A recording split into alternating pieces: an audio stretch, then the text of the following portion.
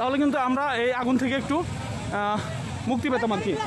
ধুনট থেকে আমাদের এই রাস্তার 10 কিলো রাস্তায় তারা কিন্তু এখন পর্যন্ত ফায়ার সার্ভিসের কোনো গাড়ি আমরা লক্ষ্য করতে পারি নাই।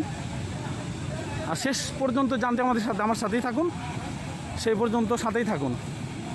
আর কোথা থেকে কিভাবে আগুনটি লাগলো এটি কিন্তু আমরা এখনও জানতে পারি না। তবে আগুন পাম্পের এই তেলের পাম্পের ভিতরে কিন্তু একটি তেলের গাড়ি এইমাত্র এসেছে এবং সেই তেলটি আনলোড করছে এবং সেই তেল কিন্তু এখনও পুড়ছে।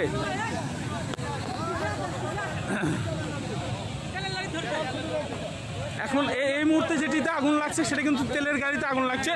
আমরা দ্রুত ফায়ার সার্ভিসের একটা ইউনিট যদি আমাদেরকে একটু এসে এখান থেকে উদ্ধার করতে, তাহলে কিন্তু আশেপাশে যে বাড়িঘরগুলো আছে তা সেই বাড়িঘরগুলো কিন্তু রক্ষা পেত।